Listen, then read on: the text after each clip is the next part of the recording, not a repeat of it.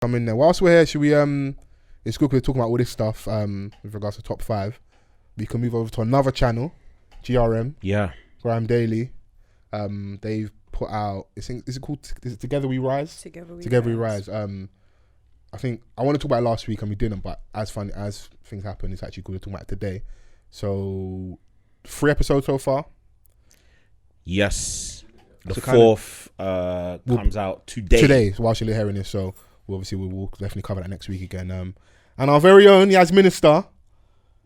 There you go. Smile. Show them the teeth. First AD. Shining tits. Yeah. What is it? What actually is that? Because we can get into what you do. What's the first AD? What does that mean? Okay, cool. So a first assistant director, I am the person that works very closely in conjunction with the director, who is the person who comes up with like the creative visual. So if I want to come up with a documentary based on 2 guys who have a podcast in a studio in West London, I'm going to visualize this studio, and I want a multi-camera setup. So I want we've got the little fly set up here. We're gonna have, I don't know, something in the corner here, and then maybe somebody that's roaming around to get like details of everything else that's going on, and etc. So as the director would kind of make that decision overall. The producer is the person that would book the location for said shoot to happen, would make sure that we've got all of our respective kits, so our sound, our cameras, make sure that they've booked you guys and that you know what time you need to be here. The first assistant director, which is myself, works very closely with the 2, so it's aligning all of the logistics with the creative to make sure that we are hitting everything that we need to hit within however long the filming day is. So if it's 12 hours and you guys are interviewing say 3 or 4 people, then I need to make sure that the cameras are up by this particular time, that each of the guests are in no more than an hour. You're the field marshal. Yeah, basically. So I guess in an office environment, I'd be the project manager. Okay. And it's the central point of communication between everybody to make sure that we do everything on time, everybody's where they need to be, everything's communicated accordingly, so that we hit all of the visual targets. If we go over time, then naturally we go over budget. And then I've got the producer in my ear that's like, why are we running late? I only have certain budget for this studio until 9 o'clock. What's going on? Get it together, all of that kind of stuff. So you got a phone Hush Puppy to clear the funds and that. Basically. Free Hush Puppy, man. So yeah, that's what I would do as the first assistant director. But in this instance, we had several days worth of interviews. Last year, Ray Fiasco was the creative. He was the director across the unit that I worked across. So within the credits, if you guys have watched it, you'll notice that Asylum 33, we are very quickly given our little credit section at the end. So the vast majority of the interviews that you see, we actually captured them last year. And then YouTube got involved and gave them a little bit more money to kind of go and make it more nuanced and make it a little bit more polished and I see Leo Cohen in there. and someone phone Dame Dash, and make it what we see as a YouTube original series. So they went and filmed a little bit more content and reshot some stuff. But literally vast majority of the interviews that we shot them into last year. No, actually, so I think a lot of the content they shot this year, from I think watching episode 3 last night, they were in COVID masks, so that definitely took place this year. Okay. But we shot a stronghold of the interviews at YouTube Space, and then we shot some more stuff in a location in Dalston. So it was inspiring, to say the least. Like how they managed to condense that into a half-an-hour episode is beyond me, because each of the interviews I had to schedule like 10, nearly 12 interviews in one day of some real heavy hitters, and people were talking at like an hour and a half or something like that each, and people had stories to the point where the camera turned off and it was like we wanted to hear more. And it's that thing of like, people have transcended their artistry as musicians. They're now business people, they're thespians, they're actors or actresses. Like, they are moguls, you know, if we can call it that. I know in the UK we don't like to give people their accolades, which is unfortunate, because when you see the landscape of what people have ventured to do, it's nuts. So like even the fact they're talking, I don't want to spoil it of course, because for people that are still yet to watch it, but ultimately it's telling the story of GRM. So it initially was commissioned as something to celebrate 10 years of Grime Daily of GRM last year. And so when it then kind of got picked up and turned into something way bigger, I'm hoping that some of the additional material that hasn't quite made the documentary may well segue into further seasons or series for them to shoot more material, because I can't speak on what they went to film on with other stuff when they had another unit, but the stuff that we even interviewed, like even J2K talking about the inception of the idea for Crep Protect, and how he was just like, yeah, the music thing wasn't really anything he was actually serious about to begin with. It was just something to do. Imagine so that, when he kind of cold, so wavy, you know, the fact that cold. he kind of fell into that, and I don't know if a lot of people know that he is one of the key people involved in like Crepes and Cones as a restaurant. So it's just little things like that, like how that musicianship has transcended into his entrepreneurialism, and how he's actually very, very successful at it, and real humble, down to earth guy. Like we had some technical difficulties with some of our kit, and he'd spoken so eloquently for like nearly an hour and a half, and just as he was about to leave was like, fam, the card is corrupted, we don't have your interview, please, I beg, can we reschedule you? Peace. Literally. But the thing was, he rescheduled his car, and like he did it all again, and it was mad because for the most part he remembered a lot of what he was saying, but then he shared news stories with us, and it was like, it just shows you like the journey that these people have gone through is genuinely awe-inspiring. Like Kano came, and the way that he just commanded the attention in the room, like you can see that like he's mastered his was Sully there? Could you feel it?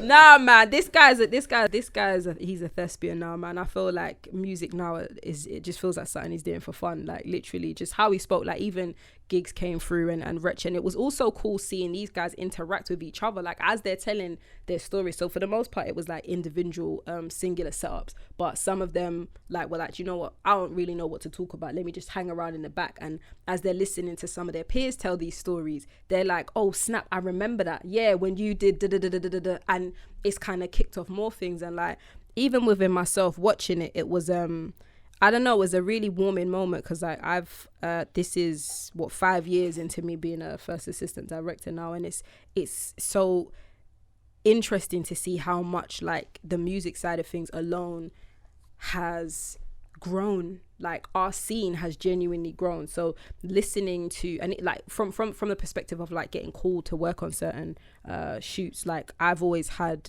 the opportunity to work with quite professional kit, but seeing the actual professional practices themselves fall into what other people would I guess call typical practices, like in a TV or feature film setting, is nice. But yeah, it was weird. Like there's a bit that I was cracking up with, and I was sharing with Dardy. I didn't know they was going to put in the bloopers.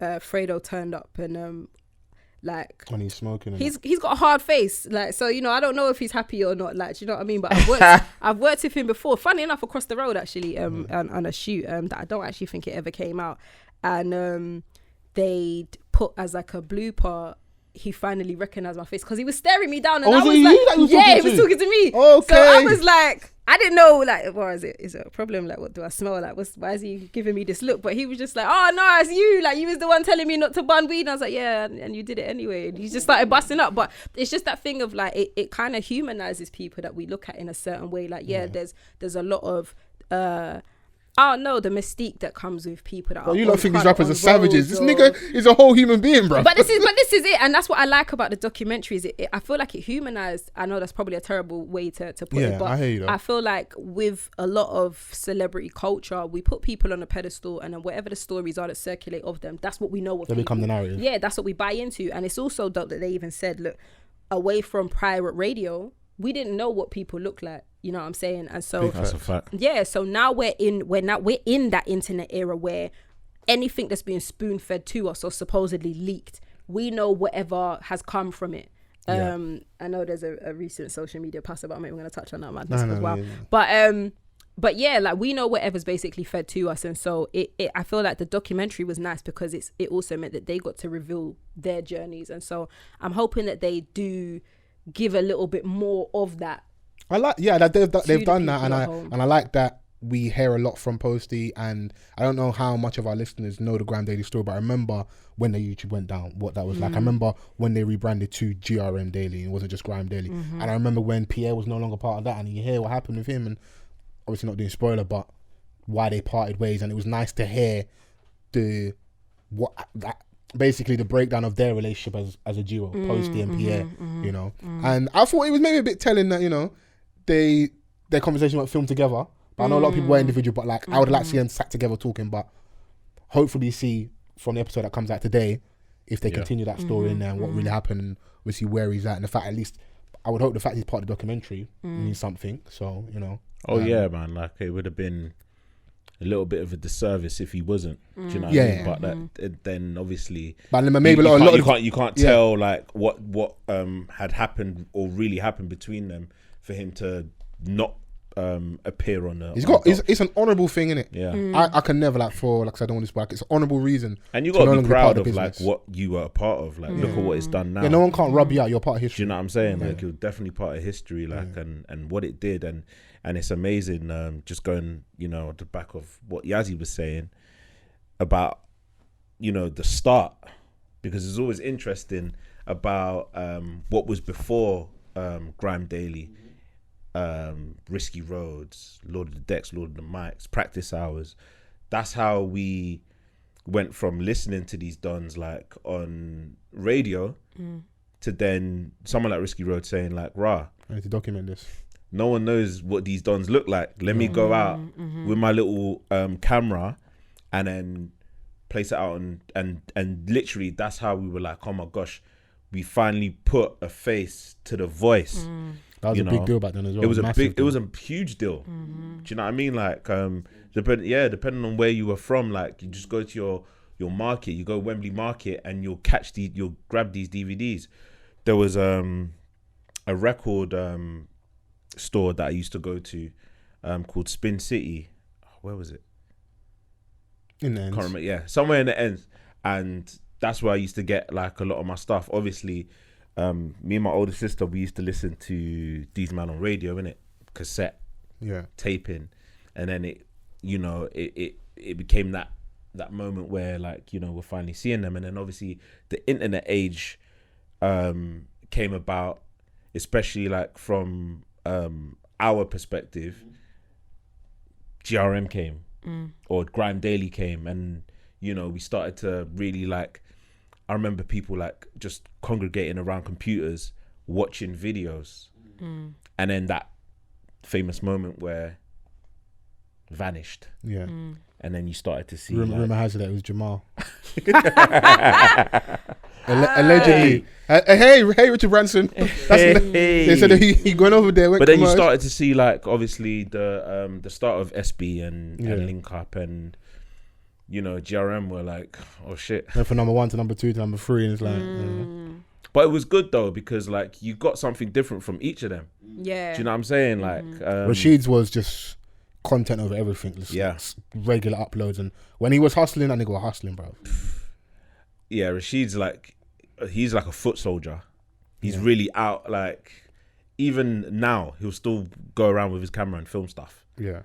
Do you know what I mean? So and I've seen Jamal saying he's gonna come back and start doing that, and because it's like that's what we know you for, innit? I love seeing them get their success and stuff. And there's a photo of them like on, I think when they're drinking champs and that, like just the three of them standing together is crazy.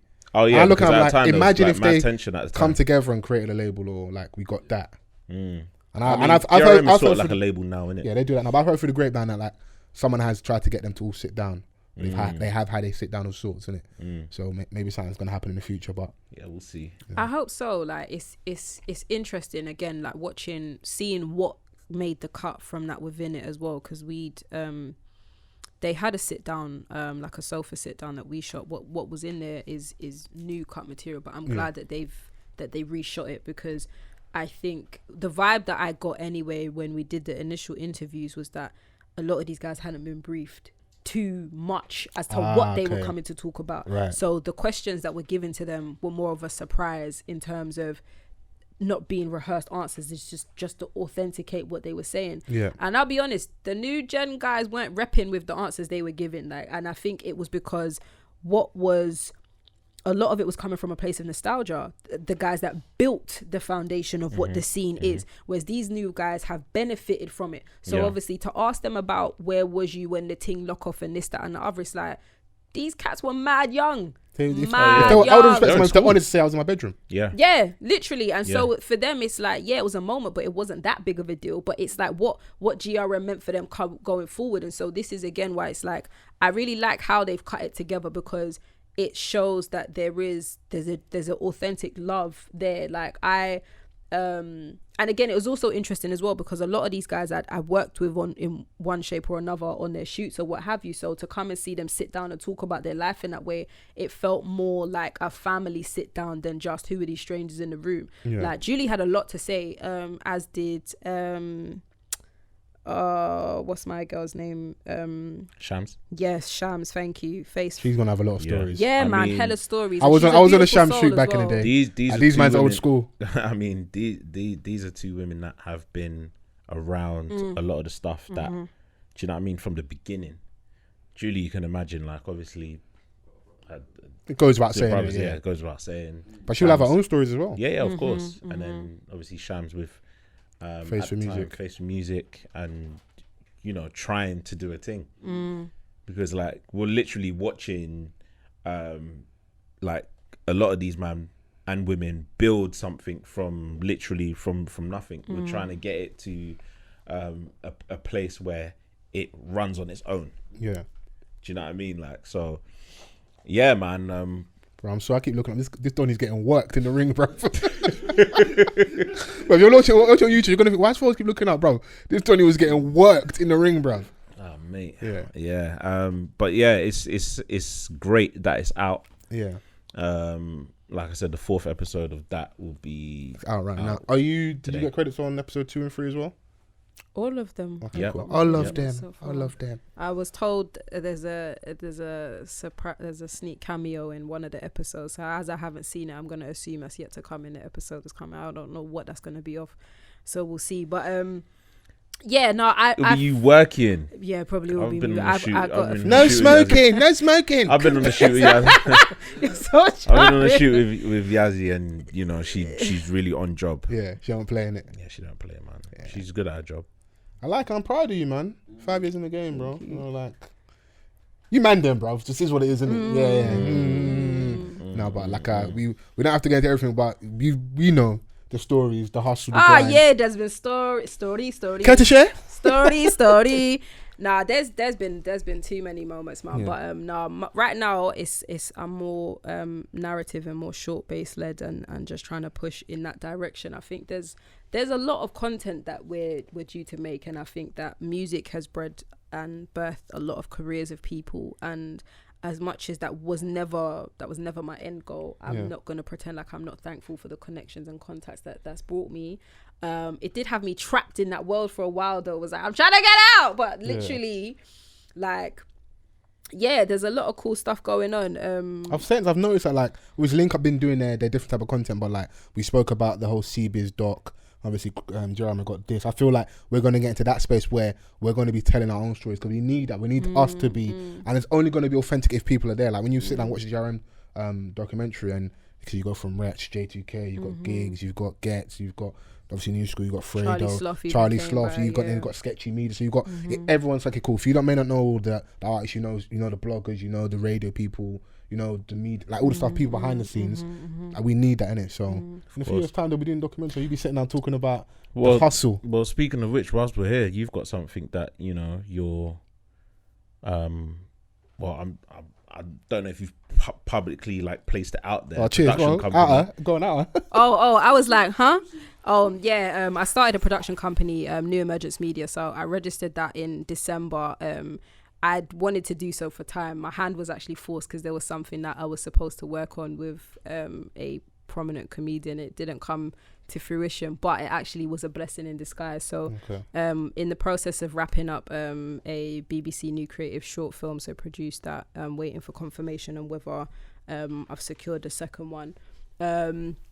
Also trying to source some funding for a documentary. Actually, we've got some very key names you guys would know of, but I'm not gonna talk the things just yet. NDA and them things. Yeah. If they don't give you the funds for that, obviously Hush Puppy's there. And Everyday Hush Puppy. Yeah, but no, like there's some really cool stuff that's happening, and it's very much like the black renaissance of creative stuff that's going on now. And I think we're in a really incredible time, regardless of whatever field you're in, be it tech, or fashion or media or what have you. People are finding their place now where they're seeing value in what we're bringing to the table, because we are the culture. Like, I think the mandem are popular culture, and it's real, and it's that thing of like, I need people to capitalize on that, man. I keep saying rub this England respectively, but respectfully, but no, with that being said, like there are a number of people that are trying to like tick boxes and are trying to be seen to be about their shit and be sincere and bringing people that look and sound be like on us. the right side of history. We're in the month of Black History Month. That's it. So listen, even if they say the N-word in the house, outside and online, you have to be seen to be standing next to me, and it's gonna cost you. It's gonna cost you. So you want? No one's saying sell your soul. No, I'm not saying me. I'm saying them. You. I'm saying it's gonna cost them generally, and after us, it's gonna cost them, because at the end of the day, like, we want to lead with love. We hope their intentions are pure and sincere. But I'm a skeptic, so I'm gonna assume that it's being done because obviously we're in the time of BLM. So with that being said, if you're a brand out there, you want to collaborate off the cuff, you have to speak to Suge Knight, aka H. He needs his 20%. Yeah. You have to pay in full, bro. Not now, pay in full, bro. We need all that money. You lot are laughing, yeah, but the time is very, very much nearing. Like, I'm always sending this one opportunity. Did you lot apply for that thing? You lot will get this, Did you apply for it? Oh, I was busy. Apply for it, But it is like, even though you're saying it, Vans needs to, I think, like, this, like, he needs to feel it. If he ain't feeling it, I hear that. I just, what it is, I think I want people to be able to capitalize off of what is currently available, and if not, then at the bare minimum, just start that dialogue. I think that's the important thing, that we Black people in a positive way are very prideful, but that same pride can also be our downfall at times. Where you don't go and chase opportunity. I think that obviously, chase whatever makes sense for your brand and within reason. As I said, never sell your soul, man. Like, there's so many, like, you guys in particular have spent a long time building your brand. How many years deep is this now? Like 5. Kai, that's what? That's half a decade, You reckon we've done our 10,000 hours, Vans? More than. What do you mean? More than. What episode number is this? 258, something like. Good grief. Jesus. Do you need any more stats? Like, obviously. How many hours of editing and sitting down and podcast, it's been long. festival and this even and that. Just like, what you were saying, Yaz, about like some of the stuff that you've sent me in the past and stuff. These are things that I've already done before. Do you know what I mean? And it's like, you kind of get disheartened. But you know what I think? As we're getting old, I think that's sometimes, and this is for like our younger listeners, do it then. Because some stuff genuinely, like, I'm just not on. Or some stuff I feel like I'm too old for. Or some stuff is life's pounding me. I don't feel like genuinely at this point now, I could work for free. If I did, I'm a steal on the side. Oh, listen, I've been about. I've done it. That's the danger.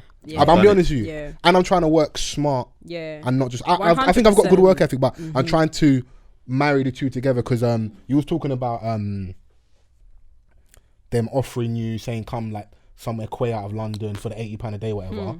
I've worked in like a catering space where like you be out for the whole day, and some days the money's fantastic, some days it's not as fantastic, but you're out for the whole day.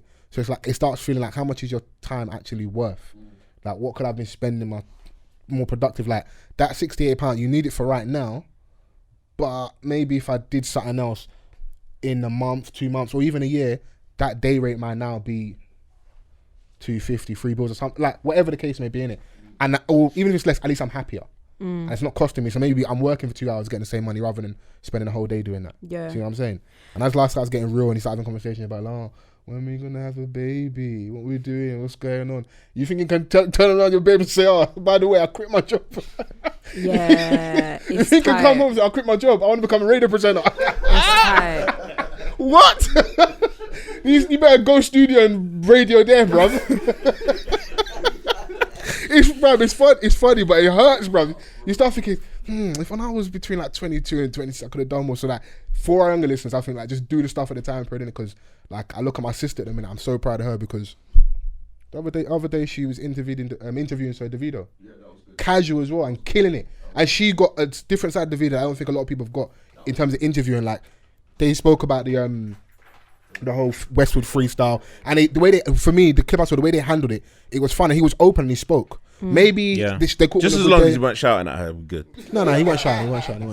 No, but he was receptive, innit? Yeah. She's interviewed Flo Milli, she's interviewed Pop Smoke, she's done bare stuff, and like I wasn't doing that at her age. And if I want to be egotistical, is it a bit of my influence? I want to say maybe, but she's not waiting, like she's doing stuff, innit? Look at this nigga trying to place himself like in his but that being said though, am I not big bro? Nah. You definitely set the pace. She calls me her twin. Are you not sick? Nah, you set the pace. You set the pace. Bro, it's all you. That's all you. That's all you, bro. Yeah. That's all you. I might even dye my hair ginger in her honor, bruv. It's coming, bro. Don't try and sprinkle yourself on all that shit like parsley, bruv. What's wrong with you? I tried. Little dabble. But yeah, no, just do it when it's like when you got the opportunity, so you don't have those regrets, because like it doesn't eat me up, but like you start thinking, could I, and sometimes that stuff's good, because maybe it's to kick up the backside you need to, like, okay, right now just do it, because back then I could have wasted time. Now I don't feel like I got the time to waste, because the days are rolling into weeks, rolling into months, and like time's ticking, and within a certain group, I'm the youngest, but I'm 30 next year. So man's not a baby no more, bro. Yeah. Nah. See, this is why this is why I was waiting for the pause here, because I'm like, this one, you're the youngest in the room, and you're talking like you're wearing your retirement shoe. Listen, at the end of the day, you have to give yourself a bit of grace period, because you started. No, sir. No, but you started your journey later than the time your sister started her journey. Of course, I think that you have to give yourself that grace in it, and I get it. Like bills have to pay. Grace is good, but these bills, man. And that's what I'm saying. Can you pay this bill? Yeah. Like money have to make. But I think there's also something to be said as well. Was that like I think that external pressures and like generational. We I think as sometimes the firstborns, we always feel that we have to carry it on our shoulder, but you're setting pace regardless. And so I think that sometimes don't overlook an opportunity just cause, like me, I know there's certain times my dad will look at me and be like, oh, can you just get a normal job? But then there's other times I'm seeing this guy doing bragging to anybody that will listen. So it's like, so which is it? You want the normal job? My daughter,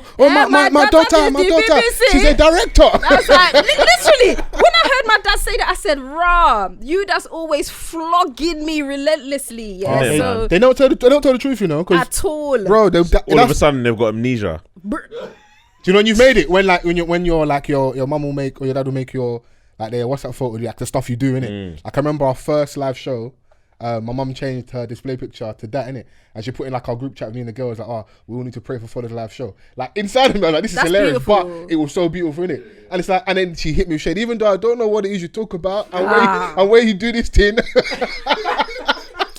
You know what? I feel like it was shade, innit? Our parents can't help themselves, man. No, because she can never listen to this. No. Impossible. No, myth, never. But it makes you happy, and ultimately that's gonna make her proud, innit? And so I think I don't know. I just think that there's something to be said about like not completely Xing ourselves out, because we are not from the same generation as our parents, man. Like things are hard. I'm sure many of us want to have our 2-bedroom house and all the rest of it, living in the countryside with a back garden and a nice whip and the 2.3 kids and a dog and whatever. But life is not like that. So don't X yourself out of every opportunity. Like it's gonna come. I'm not gonna be whimsical. Please don't take this message and say I'm gonna quit my job. I think I'm just vocalizing like an internal battle, and I feel like people can relate to a certain degree. It's like you may have wanted to be in a creative space, but life is life, and you're just kind of playing the hand you're dealt. And you know what it is? I don't want to feel like that later on, that could I have done more? Should I have taken more risks? Like I can be sometimes a bit of a steady Eddie. Like I've been guilty of maybe staying in a job too long, where I was at home, even though everyone acts like they're helping them out at peace. There's bare times you don't have to give them money, so maybe utilize that time. And if work ain't percolating how it should percolate, maybe that's the time to take the risk and go and work at a station or intern or at a magazine or whatever the field you want to get into, or start that channel. Like, but I start that clothing, I wash it at home whilst you don't have an overhead. Because what it is, as you get older, life starts kicking you in the ass. You do have those overheads, innit? And you can't escape them. Like I said, if you guys want me to work for free, just be prepared to, I might steal on the side. Do you know what? I think the one blessing, and this is probably the only time that I'll say this, is that those that are working their full-time jobs that can allow it, most of us are still working remotely. You've got the time now. No one could be peeping over your shoulder and telling you, I can't see. What can you see? As long as you're moving the mouse, the thing is still saying you're active and you're logged in it. So do what you need to do, man. Like, don't X yourself out of the equation just yet. And I'll leave that as my, we're not trying to do Ricky Lake out here.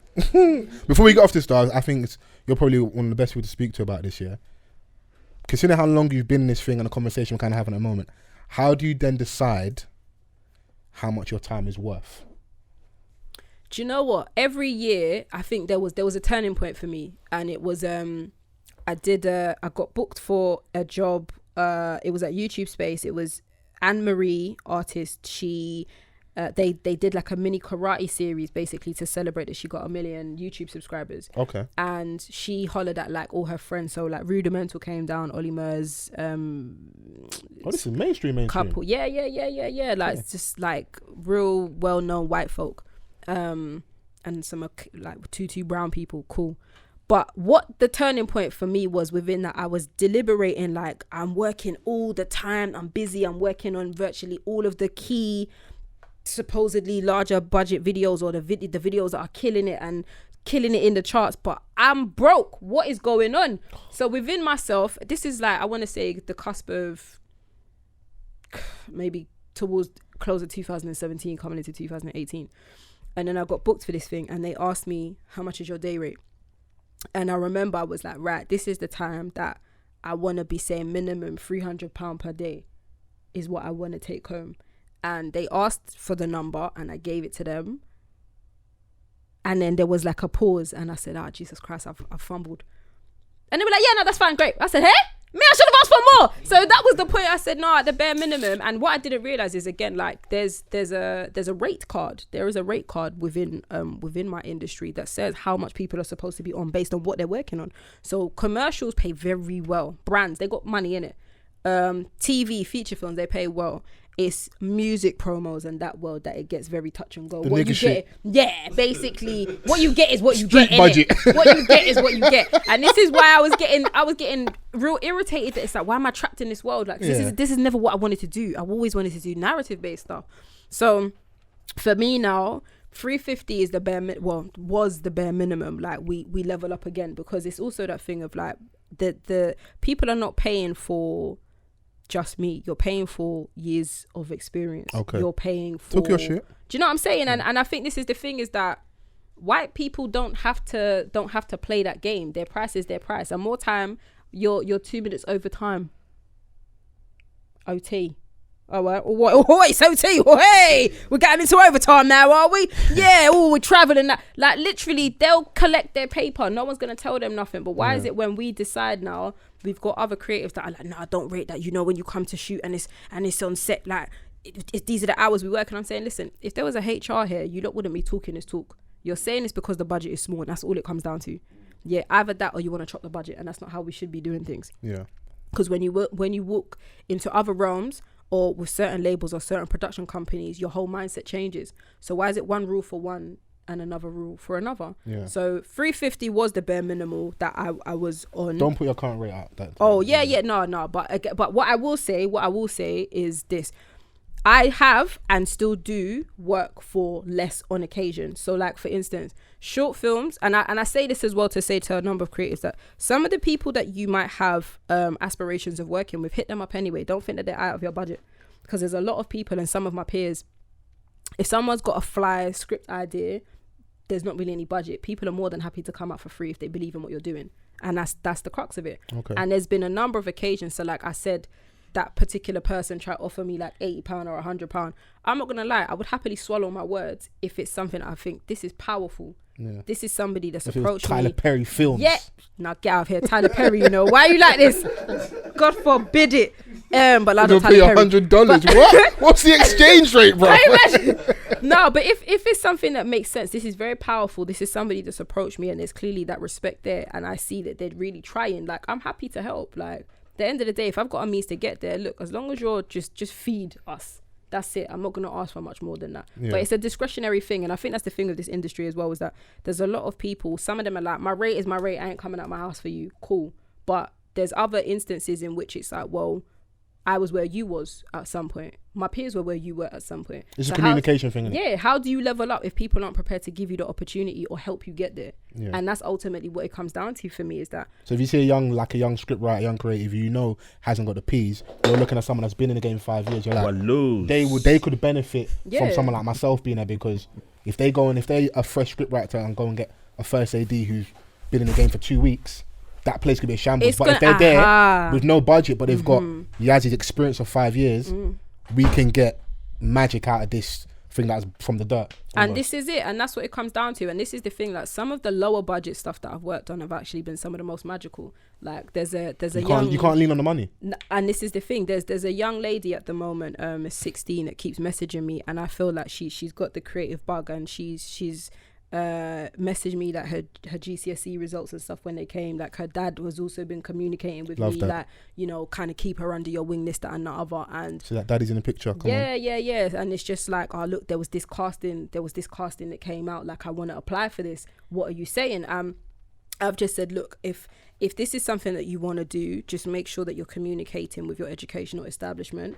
The production should theoretically have a license, like a child license anyway, and be communicating with whoever your school is or your legal guardian. But do you know what I mean? Just having that, because again, a lot of people don't know better and might see, oh, there's money and it's, oh no, top boy, let me just run and do it. Yeah. Not knowing that actually there's certain things that you need to kind of keep in mind. Is it going to put you behind in your schooling, etc., etc.? So I don't mind passing on that type of information or segueing people to other people that I know are going to help people flourish and are good vibes. Yeah. Because ultimately what I don't want is people having to learn some of the lessons I had to learn them. I've been through some real stuff. Yazzy went through that, so you don't have to go through that. You know what I mean? And I know a lot of people have as well, but a lot of people keep their L's quiet, and that's kind of why certain people then fall victim to the same shysters or the same negative experiences. And it's just that thing, if we're actually practicing community as much as we shout it in public spaces, then there shouldn't be any reason. So if someone books you, you loud it. You get the megaphone out and let the loud community know. Loud it up. Okay. White people do. There's a whole union, and this is the thing. BECTU is the creative union for directors, first ADs, DOPs, gaffers, etc., etc. You do have to pay to be a member, and what they charge you is based on whatever like your grade is within said industry. For the most part, they are kind of like, for that £7 a month, that's your protection if somebody does a dirty one. Yeah, like minimum like £7 a month. If someone does you dirty and it's a case of, look, I need assistance to get this money back, they'll handle that for you. I'm not gonna shout that they're the be all and end all, but again, it saves you from feeling helpless. Like, what do I do? Shy of running up on man with the ting, you know. Theoretically speaking. Yes, theoretically speaking. Yeah, there's got to be a level of protection there. Do you know what I'm saying? And I feel like if more people were speaking on these things, like there's a lot less people that would be having to go through nonsense. Because me and Vans are getting old, you know, our knees aren't the same. You can't phone us to come out and I'm back here.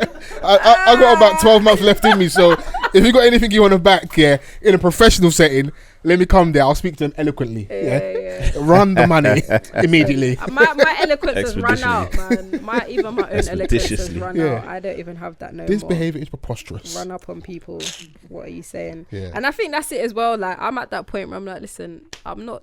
Yes, there's certain things I'm trying to build, but I'm not at a point anymore where I care so much about reputation. Give me my fucking pee. Like, I don't have time for this no more. Like, I will send the angry. So I saw a little eyebrow raise. Sorry, let me curb my language. But no, like, give me my money in it. Like, I've done my work. What's going on? Yeah, and again, it's the straight down the middle. I actually had a situation last week, as it goes. Somebody told me something. I've asked a very direct question. Just give me a direct answer. If it's late, it's late. Just give me the real. Oh, they hit you on my dog died. People owe you money. I'm going through things. This person tried to lie in it at the time. I was like, yeah, I'm doing a bank run right now. Yeah, it'll be in your account. This was big Thursday. I said, cool. Friday, I said, okay, Saturday, Sunday, the money's not going to transfer, innit? It's come to Monday. There's no money that's cleared. All of a sudden, in that space, mental health. Listen. Tuesday morning, yeah. Tuesday. Black Avi. He's not lying though. Man start tweeting clouds. Literally. Anxiety. Tuesday morning, I hit Why have you got anxiety? You're the one that owe me peace. Can you imagine? I'm anxious about these bills. Run my money, bro. That's the thing. Don't like. If it didn't lie, there'd be no reason for me to hot up anybody. But I didn't even get the chance to hot them up. I contacted my colleague that put me forward, and he's about it, innit? So he's professionally about it, innit? But like he's geezer. So he's like, that's not on. Yeah. And all of a sudden, I saw the Barclays notification. Ping, the money's in my account. I was like, I didn't even have to do nothing. So. But why do I have to do? I have to phone my man. Don't make me phone my man. But you know what I'm saying? And it's just that thing of like, then there's story. Yeah. Oh, we haven't been paid the rest of the money. What's that got to do with me? So then why did you tell me you're doing a bank run if you what you just do then is somebody's got killed in the kindness. No problem at all. Well, fine. I've got the money now, innit? And you just know, make a mental note. You and that person maybe can't work in that capacity again, innit? So. But this is it, and but within that, with that being said, as much as I'm saying a bag of crud, like we had a very formal but very informative conversation, and I just said, look, this is a teachable moment, and for me, like, this is very green practice. This is like, you're very new in how you've conducted yourself, because I'm a very black and white, straight down the middle person. If you tell me, look, the people above me have not paid me, fine, I'll take that into consideration, I'll fall back. Where the problem has now occurred is you've told me something that you can't adhere to, and that's where I feel disrespected, because it's a case of I've now made plans based around money that hasn't arrived, even though it's late. I understand that there are things that can be out of your hand, but you've made it seem as though it's in your possession. You know what I mean? You've even hounded me for my invoice to make sure that the money can be transferred. So by that point, I don't have time to listen to whatever you have to tell me anymore. Just run me my pee. No, of course. Do you know what I mean? So I think within that, we have to treat ourselves as though we are a business. And I guess freelancing, you do have to be the bailiff sometimes when people are longing out your money. Look at your hair, so it's a trust. No, realness. Because, when people are knocking your door because you ain't paid your council tax, what are you going to say when they take your house away? Oh, this one was late. No, I'm just waiting on a bank transfer. Can you imagine? The bank transfer that's not coming. Run me my check. That man will just take your whole grandma at the crib with them. Can you imagine? take the TV, take the grandma. Can you imagine? Oh, hey, bailiff life is not easy, dog. It's not easy. Before we get off this though, New Emergence Media. Yes. So championing the voices of black creatives, women, and those that are deemed in the other. So my LGBTQ community, and not more importantly, but just as important, like those from the disabled background, I think a lot of people are overlooked. It's not just visible disabilities, some of the invisible ones as well, like pushing more people into the fore. And there's some real incredible scripts and stories and stuff that's underway, and I'm kind of excited to be able to push some stuff out there. And all right, well, when that's all kicking off on that, you come back and visit us, and we can have a sit down and send some of your people our way, and we can have a chat.